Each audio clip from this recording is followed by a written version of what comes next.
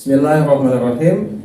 Assalamualaikum warahmatullahi wabarakatuh. Waalaikumsalam warahmatullahi wabarakatuh.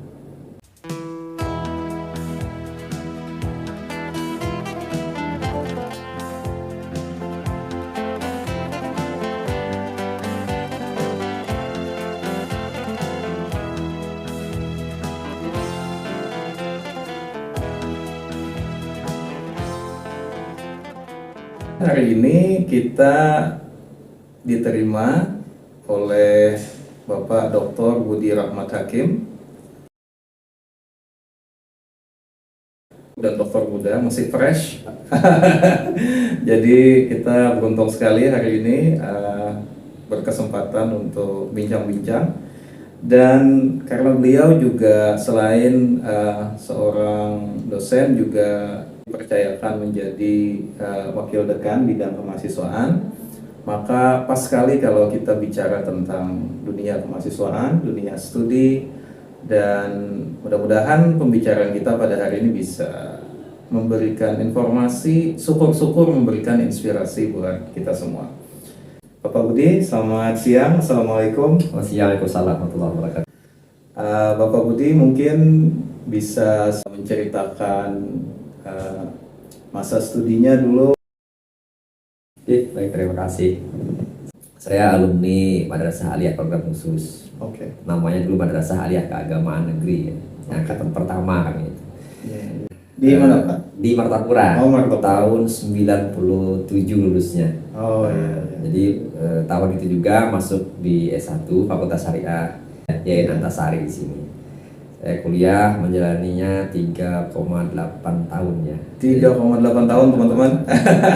Ya, alhamdulillah bisa selesai sesuai harapannya di tepat waktu gitu kan. Di jurusan? Kuliahnya dulu namanya Ahlul Syakhsiyah, kalau sekarang Ahlul keluarga Syakhsiyah. Islam ya. Oke. S2-nya masih satu jalur ya, Ya. di jurusan Hukum Islam. Ya. Di konsentrasinya filsafat hukum Islam.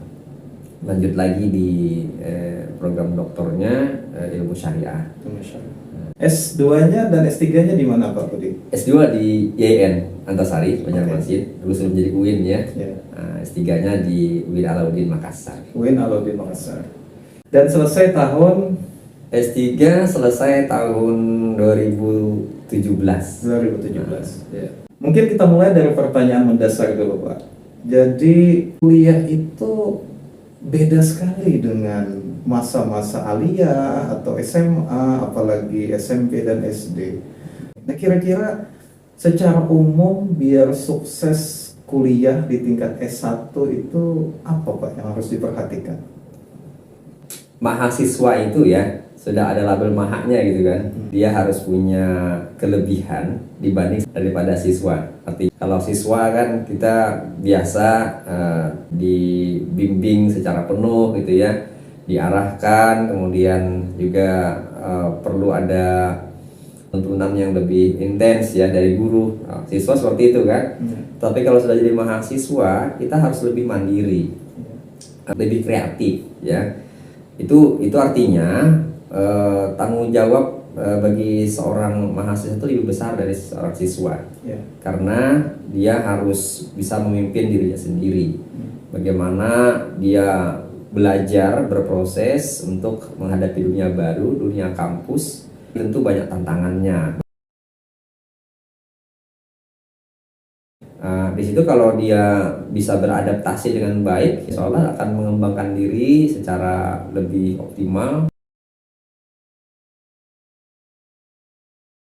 Nah, salah satu di antara tantangan itu adalah tuntutan bagaimana dia bisa menyeimbangkan antara studi dengan organisasi. Ya, ini penting. Ya, karena dia akan menjadi bagian masyarakat yang dia harus juga bisa beradaptasi dengan baik dengan dunia luar ya. Di dunia kampus dia tidak hanya belajar secara teoritis ya. Dia harus lebih praktis, kemudian bisa berpikir kritis, karena mahasiswa sebagai agen perubahan sosial, dia harus bisa membaca segala situasi, bisa mengadaptasikan diri dalam segala kondisi dan sebagainya. Itu yang harus dipelajari banyak di dunia kampus.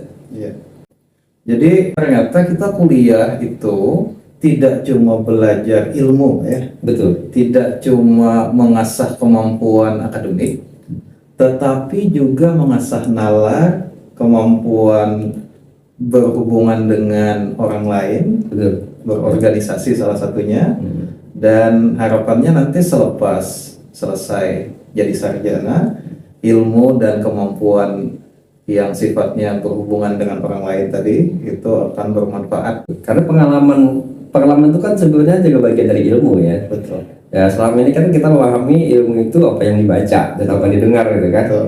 Apa yang kita lakukan itu kadang-kadang justru lebih berharga dari itu ya. Nah maka pengalaman-pengalaman kita untuk berinteraksi dalam sebuah organisasi, pengalaman kita terlibat dalam sebuah manajemen organisasi, pengalaman beraktivitas di situ, ya bagaimana mengatasi konflik dan sebagainya, nah itu luar biasa.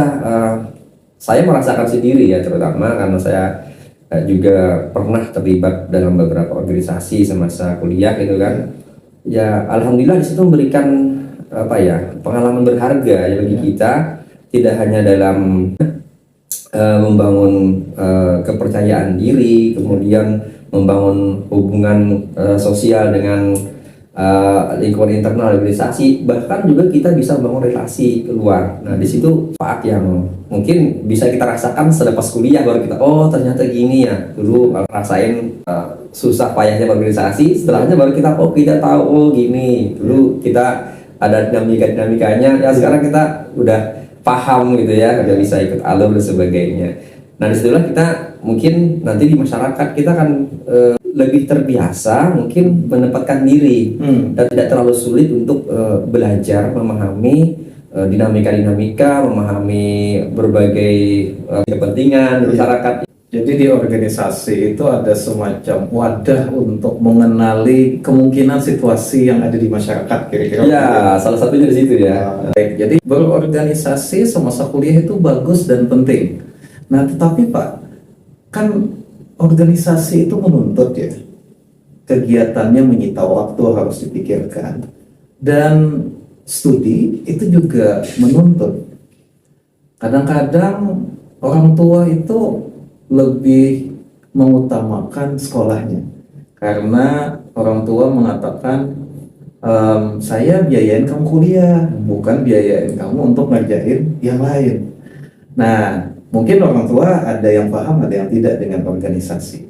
Cuman kira-kira nih menurut Bapak sebagai dosen dan kemudian dulu pernah jadi mahasiswa berorganisasi tapi juga selesai kurang dari 4 tahun, ini gimana cara menyeimbangkannya itu Pak antara kuliah biar sesuai jalur, tidak kelamaan, berorganisasi juga tetap jalan. Kira-kira gimana Pak? Nah ini yang poin pentingnya sebenarnya ya, yang harus disadari mahasiswa.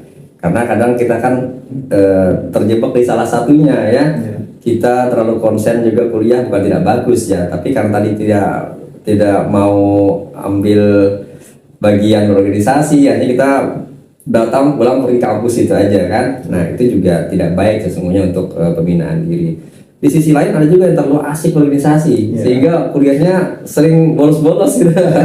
Alasan organisasi, alasan kegiatan segala macam. Nah itu juga sebenarnya juga pasti tidak bagus ya, karena mengalahkan salah satunya. Nah yang paling penting sebenarnya bagaimana kita memanage dua hal ini agar seimbang. Ya. Artinya kita harus punya planning secara baik ya. Ini saya harus menyesuaikan dengan jadwal nih. Ada kelas misalnya kan, ada kuliah. Jangan sampai sesuatu yang sifatnya lebih wajib itu dinomor dua kan ya. Nah jadi berorganisasi silahkan, tapi jangan sampai mengalahkan kepentingan studi. Ya. Kalau misalnya ada penugasan dari dosen, jangan sampai dengan alasan organisasi nggak dikerjakan atau nggak selesai tepat waktunya. Atau bahkan ya ada tuntutan-tuntutan lain dalam perkuliahan, akhirnya ya terabaikan gitu kan. Jadi tetap di nomor satu kan perkuliahan. Cuman kuliah kan kita tidak setiap hari ya. Kuliah juga tidak seharian. Nah, maka ada sela-sela waktu di situ. Ya silahkan kita atur sebaik mungkin kapan waktunya kita bisa terlibat di organisasi. Nah, jangan sampai dibalik gitu ya. Organisasi yang difulkan nanti kapan sempat baru kuliah gitu. Itu kesalahannya. Nah, ini penting ada planning-planning seperti itu dan kuliah tetap menjadi target utama. Jadi saya hanya harus bisa selesaikan SKS-nya di semester sekian. Saya harus bisa selesai nanti KKN, baru nanti skripsi selesai tahun sekarang itu udah di planning sedemikian rupa. Jadi kalau kita udah punya target ya saya kira itu harus dikejar betul.